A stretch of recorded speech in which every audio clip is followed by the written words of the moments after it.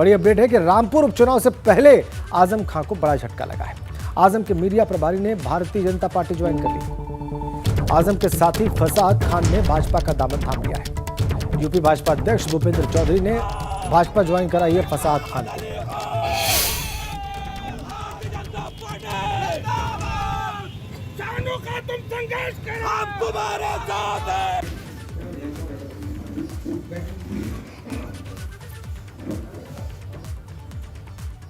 तस्वीरें देखिए आप। ज्वाइन करने के बाद भूपेंद्र चौधरी, जो कि खुद आज रामपुर में थे प्रचार करने के लिए, उन्होंने ज्वाइन कराई फसाद खान को भाजपा। करीबी आजम खां के वर्षों से उनके मीडिया प्रभारी, और देखिए ज्वाइन करते वक्त भूपेंद्र चौधरी उनके बगल में, प्रदेश अध्यक्ष और विक्ट्री साइन शो करते हैं।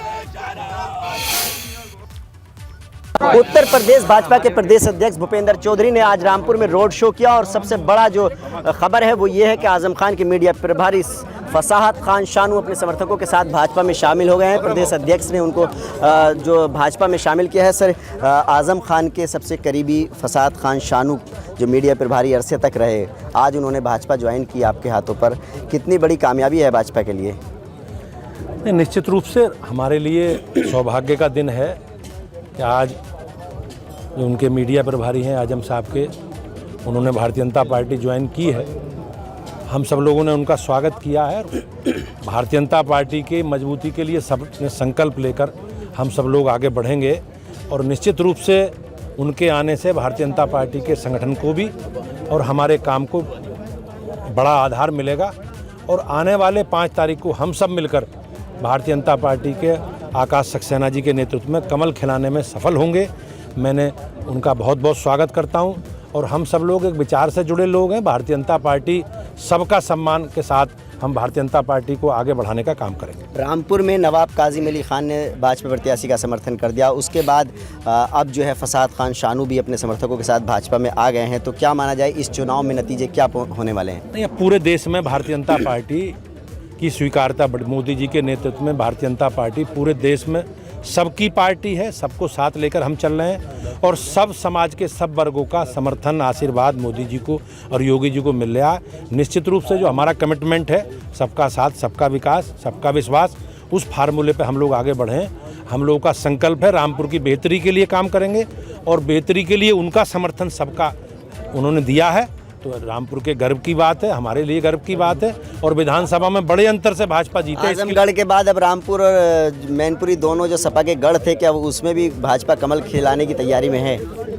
निश्चित रूप से भारतीय जनता पार्टी अब किसी का कोई गढ़ नहीं लगी। अब कोई सीट ऐसी नहीं है लोकसभा की, विधानसभा की, पूरे प्रदेश देश में जो किसी का गढ़ हो। अब सब भाजपा के गढ़ हैं। देखिए, भाजपा के प्रदेश अध्यक्ष जो हैं वो साफ तौर पर कह रहे हैं कि जिस तरह से आजम खान के मीडिया प्रभारी फसाद खान शानू ने आज भाजपा ज्वाइन की है, तो इससे एक भाजपा को बड़ी मजबूती रामपुर में मिलने वाली है। Ubaidur Rahman, ABP news network, Rampur. Ubaidur Rahman ने फसाद खान शानू से बात भी की है, वो देख लीजिए। फसाद खान और शानू अब भारतीय जनता पार्टी जो है उसे ज्वाइन कर चुके हैं। प्रदेश अध्यक्ष भूपेंद्र चौधरी के हाथों पर इन्होंने भारतीय जनता पार्टी में शामिल हो गए हैं। आजम खान के लंबे अरसे तक मीडिया प्रभारी रहे हैं फसाद खान शानू साहब, आप भाजपा में शामिल हो गए हैं। अब आगे का कदम क्या होगा?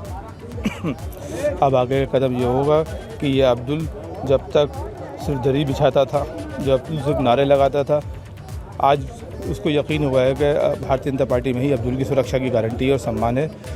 उसके प्रत्याशी को जिताने में अपना तन मन धन और अपने पसीने की एक एक बूंद लगा देगा। उसके मतों का अंतर बढ़ाने के लिए प्रत्याशी तो जीत ही रहा है। क्या रही आजम खान से नाराज़ होने की वजह, क्या रही आपकी? नाराज़गी की बात ही नहीं है और ये कहा किसी ने कि क्या कमी रही, ना कमी की बात है, भारतीय जनता पार्टी की खूबी की बात है। भारतीय जनता पार्टी की नीतियों को देखते हुए मैंने भारतीय जनता पार्टी में शामिल होने का निर्णय लिया। खूबी क्या है? मतलब मुकदमे जो आप पर लगे उससे बचने के लिए आए हैं, क्या वजह है? नहीं, देखिए, ये सब आपसे उम्मीद नहीं है कि इस तरह के सवाल करें। ये न्यायालय की बातें हैं और सारे मुकदमे न्यायालय में हैं, तो उसका राजनीति से कोई मतलब नहीं है। अगर हम सही होंगे तो मुझे इंसाफ मिलेगा, नहीं सही होंगे तो जेल जाएंगे। टिकट को लेकर के आप संतुष्ट नहीं थे? जिस तरह से लोकसभा उपचुनाव में भी आसिम राजा को चुनाव में लड़ाया गया और अब विधानसभा उपचुनाव में भी आसिम राजा को प्रत्याशी को लेकर के नाराज़गी थी? नहीं, प्रत्याशी की बात नहीं है। मैंने बार बार कहा कि भारतीय जनता पार्टी की खूबियों को देखते हुए। अब रही बात इस अब्दुल की, तो जब इस अब्दुल ने बयान दिया तो एक राज्यसभा का सदस्य बन गया। सहारनपुर के एक साहब MLC बन गए, सीतापुर के एक साहब MLC बन गए, जो पूरी नगर पालिका को लूट रहे हैं। उनको तीसरी बार नगर पालिका का अध्यक्ष बनाया जा रहा है। देखिए, फसाहत खान शानू हैं जो साफ तौर पर कह रहे हैं कि भाजपा में वो मोहब्बत के लिए आए हैं और उन्हें लगता है कि इस बार रामपुर में भाजपा का कमल जो है इस चुनाव में खिल जाएगा। Ubaidur Rahman, ABP news network, Rampur. आइए अब आगे बढ़ते हैं। बड़ी खबर है प्रयागराज से। मुख्तार के रिश्तेदार सरजील रजा को जेल हो गई है। जिला कोर्ट ने अब्बास के मामा को न्यायिक हिरासत में भेज दिया है। जी, मनी लॉन्ड्रिंग केस में 14 दिन की कस्टडी के बाद पेशी हुई थी सरजील रजा की। कोर्ट ने सरजील को 10 दिनों की न्यायिक हिरासत में भेजा है जेल, और अब 1 दिसंबर को अब्बास और सरजील को पेश किया जाएगा। अभी सरजील रजा को नैनी सेंट्रल जेल भेजा गया है और अब्बास को चित्रकूट जेल भेजा गया है, वहां पर बंद है अब्बास। सरजील रजा को जेल भेजे जाने के जो तस्वीरें हैं उसकी, वो इस वक्त आप देख रहे हैं। सरजील रजा, मुख्तार का रिश्तेदार, न्यायिक हिरासत में भेजा गया है जेल जिला कोर्ट के आदेश पर, और अब 1 दिसंबर को दोनों को ही, सरजील रजा को और अब्बास अंसारी को एक साथ कोर्ट में पेश किया जाएगा। मनी लॉन्ड्रिंग केस में 14 दिनों की जो कस्टडी रिमांड थी उसके बाद ये पेशी हुई थी। अब 1 दिसंबर को अब्बास और सरजील दोनों को कोर्ट के सामने पेश किया जाएगा। ये बड़ी अपडेट पे आ गया इस वक्त हमारे पास। माफिया मुख्तार अंसारी के खिलाफ दर्ज मनी लॉन्ड्रिंग केस से यह मामला जुड़ा हुआ है। ईडी की टीम ने मुख्तार अंसारी के साले सरजील रजा और आतिफ को प्रयागराज में जिला जज की कोर्ट में पेश किया। आगे कस्टडी रिमांड नहीं मांगी। हम चलेंगे मोहम्मद मोइन के पास, हमारे संवाददाता इस वक्त हमारे साथ जुड़े हुए हैं प्रयागराज से। इन्होंने सारी खबर पर नजर रखी हुई है। मोइन, कस्टडी रिमांड अब्बास अंसारी के लिए भी नहीं मांगी गई और सरजील रजा के लिए भी नहीं मांगी गई, इसका कारण क्या है? देखिए, दोनों की कस्टडी रिमांड मांगी गई थी। पहले दोनों की 1-1 हफ्ते की कस्टडी रिमांड मिली थी। उसके बाद अब्बास अंसारी की सेकंड राउंड में 6 दिनों के लिए और सरजील रजा की सेकंड राउंड में 7 दिनों की कस्टडी, यानी अब्बास अंसारी 13 दिनों तक ईडी की कस्टडी रिमांड में था और सरजील रजा जो है वो 2 हफ्ते तक था। तो आज सरजील रजा को कोर्ट में जब कस्टडी रिमांड की मियाद पूरी हुई तो कोर्ट में पेश किया गया और ईडी ने आगे कस्टडी रिमांड नहीं मांगी, यानी ईडी के पास अब आगे पूछताछ के लिए कोई नए तथ्य नहीं है। नए तथ्य आएंगे तो हो सकता है कि दोबारा ईडी मांग सकती है और जुडिशियल कस्टडी में सरजील रजा को भेज दिया गया। फिलहाल 10 दिनों के लिए प्रयागराज की नैनी सेंट्रल जेल भेजा गया है और अब इस मामले में 1 दिसंबर को अब्बास अंसारी और दोनों यानी मामा भांजे की पेशी एक साथ होगी। उसके बाद कोर्ट आगे तय करेगी कि इनको आगे जुडिशियल कस्टडी में आगे भेजना, या इन दोनों की तरफ से उम्मीद ये जताई जा रहा है कि इन दोनों की तरफ से इस बीच जमानत की अर्जी दाखिल की जा सकती है और जमानत अर्जी पर कोर्ट फैसला लेगी। जी, बहुत धन्यवाद आपका मोइन। अगली बड़ी खबर लखनऊ से। यजदान बिल्डर को अदालत से राहत मिली है। अलाया हेरिटेज अपार्टमेंट में तोड़फोड़ पर रोक लग गई। सिविल जज के आदेश पर एलडीए ने कार्रवाई रोकी है। ये बड़ी खबर और लखनऊ से खबर। यजदान बिल्डर्स को राहत अदालत से। अलाया हेरिटेज अपार्टमेंट में तोड़फोड़ पर रोक लग गई है। सिविल जज के आदेश पर लखनऊ डेवलपमेंट अथॉरिटी ने कार्रवाई रोक दी। तो राहत यहां पर यजदान बिल्डर को कोर्ट की तरफ से एक बार फिर। ताजा अपडेट। अलाया हेरिटेज अपार्टमेंट में तोड़फोड़ पर जिला जज के आदेश पर एलडीए ने रोक लगाई।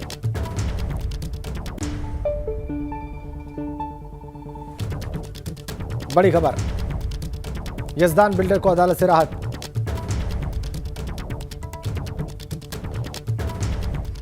अगली बड़ी खबर बस्ती से है। सपा विधायक ने वहां पर सदर एसडीएम का घेराव किया है।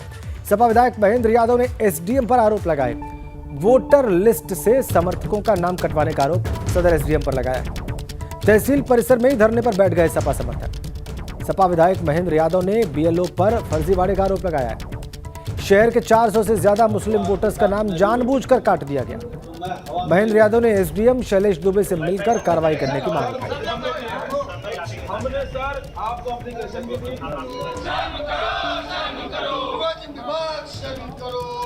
तस्वीरें देखिए आप प्रदर्शन की।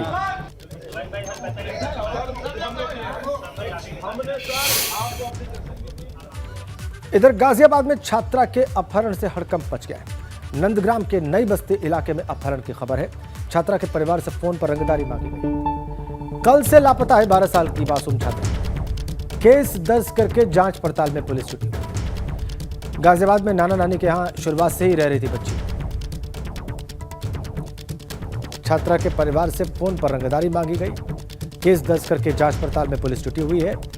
12 साल की मासूम छात्रा के अपहरण से हड़कंप मचा हुआ है गाजियाबाद में।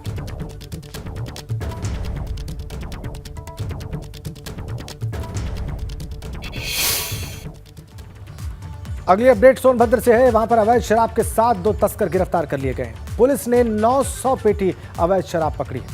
वाहन चेकिंग के वक्त पुलिस ने यह शराब पकड़ी है और लगभग 70 लाख की यह बरामद शराब बताई जा रही है। हरियाणा से बिहार बेचने के लिए ले जाई जा रही थी शराब। सीतापुर के बताए जा रहे पकड़े गए शराब तस्कर। एसपी ने बताया कि गिरफ्तार दोनों तस्कर ट्रक से अवैध शराब की खेप हरियाणा से लेकर बिहार जा रहे थे बेचने। 20 नवंबर को म्योरपुर पुलिस ने पंजाब से बिहार जा रहे एक ट्रक से 547 पेटी अवैध अंग्रेजी शराब बरामद की थी। 2 दिनों में पुलिस ने कुल 85 लाख की अवैध अंग्रेजी शराब बरामद की है। रॉबर्ट्सगंज कोतवाली इलाके के उरमोरा से इस ट्रक को पकड़ा गया। 900 पेटी अवैध शराब पकड़ी है वाहन चेकिंग के वक्त पुलिस ने। देखिए आप उसके बाद की तस्वीर। लगभग 70 लाख की बताई जा रही है बरामद शराब की कीमत और हरियाणा से बिहार बेचने के लिए ले जाई जा रही थी। 70 लाख कीमत की शराब बेचने के लिए ले जाई जा रही थी हरियाणा से बिहार। सोनभद्र में 2 शराब तस्कर इसके साथ गिरफ्तार किए गए। 900 पेटी अवैध शराब बरामद। जब वाहन चेक किया गया तो उसमें यह अवैध शराब पकड़ी गई। 900 पेटियां। और एक बड़ी खबर कानपुर से। रिंद नदी के पास एक सुरंग खोदी गई है। नागेलीनपुर गांव में सुरंग खोदी गई और खजाना दबे होने के लालच में यह सुरंग खोदी गई। घाटमपुर में रिंद नदी के किनारे 2 मीटर लंबी सुरंग खोदी गई। घाटमपुर कोतवाली के नागेलीनपुर गांव में नदी के किनारे स्थित मंदिर के टीले के पास 2 मीटर लंबी यह सुरंग खोदी गई खजाने के लालच में। मंदिर के पास नदी के किनारे देखिए आप, यह सुरंग खोदी गई 2 मीटर।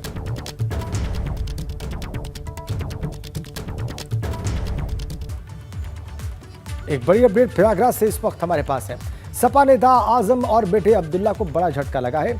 जौहर विश्वविद्यालय से पुलिस फोर्स हटाने की मांग खारिज हो गई। इलाहाबाद हाईकोर्ट ने पुलिस हटाने की अर्जी खारिज कर दी। जौहर विश्वविद्यालय को छावनी में तब्दील करने की याचिका थी।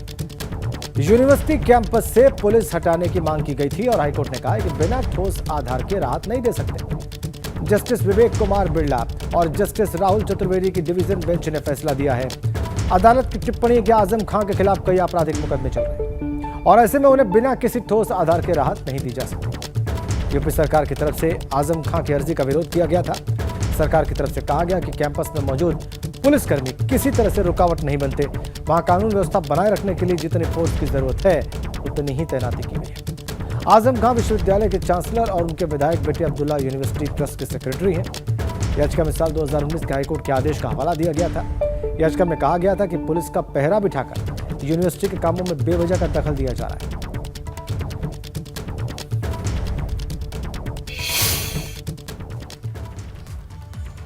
इधर आगरा में ताजमहल के गार्डन में नमाज पढ़ने का वीडियो वायरल हो गया है। ताजमहल के गार्डन में नमाज पढ़ने के आरोप है। 2 लोगों का ये नमाज पढ़ने का वीडियो वायरल है।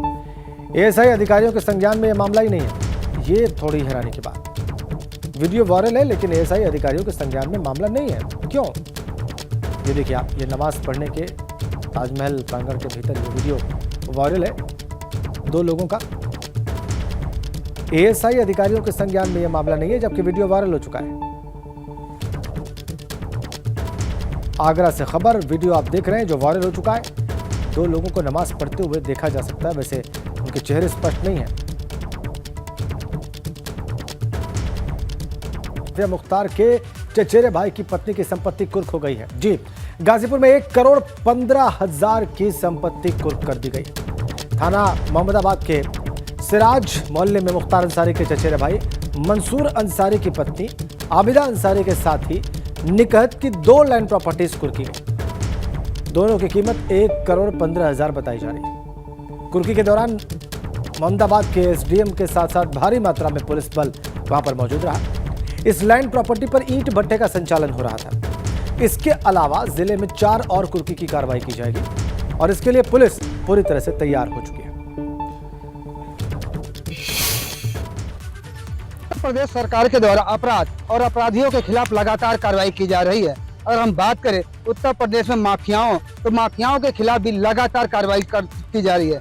गाजीपुर में माफिया मुख्तार अंसारी और उनके सहयोगियों के खिलाफ भी कार्रवाई चल रही है। इसी क्रम में आज मोहम्मदाबाद में 2 प्रॉपर्टी लैंड पर बरेसर पुलिस और मोहम्मदाबाद की पुलिस ने कुर्की की कार्रवाई की है। हमारे पीछे भी देख सकते हैं, ये ईंट भट्टा है जो मुख्तार अंसारी के चचेरे भाइयों के नाम से था, जिसे आज पुलिस ने कुर्क किया है और कुर्क करने के बाद बताया है कि लगभग इस प्रॉपर्टी की कीमत 1 करोड़ 15 लाख है। अगर हम और अन्य तथ्यों की बात करें तो आज गाजीपुर पुलिस के द्वारा जो है कुल 6 स्थानों पर कुर्की की कार्रवाई की जाएगी, जिसमें से 2 की किया जा चुका है तो 4 अभी शेष है। ऐसे में कुल मिलाकर हम कह सकते हैं कि गाजीपुर पुलिस ही नहीं, उत्तर प्रदेश सरकार माफियाओं का कमर तोड़ने के लिए लगातार काम कर रहा है। अनिल कुमार, एबीपी गंगा, गाजीपुर। प्रॉपर्टी की कीमत एक बार फिर से आप जान लें, 1 करोड़ 15 लाख। आगे बढ़ते हैं। बस्ती में मिड डे मील के अनाज की चोरी का आरोप है। संत कबीर शंकर दास इंटर कॉलेज का बाबू को चोरी करते हुए पकड़ा गया। ग्रामीणों ने बाबू को मिड डे मील की चोरी करते हुए पकड़ा है, अनाज चोरी करते हुए पकड़ा है। पुलिस ने 37 बोरी सरकारी अनाज भी इनसे बरामद किया है। आरोपी बाबू गुरुप्रसाद मौके से फरार हो गया है। सोना थाना इलाके के मोहम्मद नगर गांव का सारा मामला है।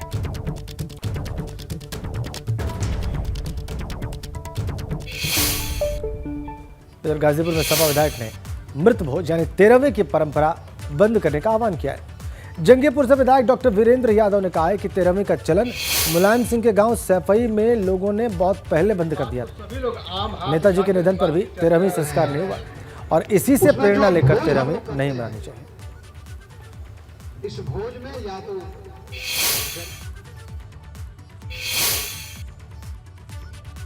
पूर्वादी परंपरा को वे परिवर्तन करने का जो हम लोगों ने आग्रह कर रहे हैं, लोगों के दिलों और दिमाग में ये बात पूर्ण रूप से बैठती चली जा रही है कि अंदर से कष्ट तो है।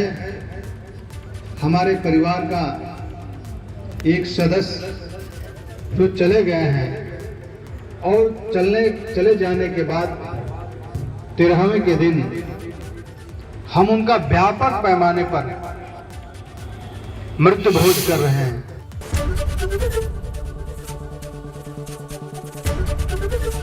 एबीपी गंगा, खबर आपकी, जुबान आपकी।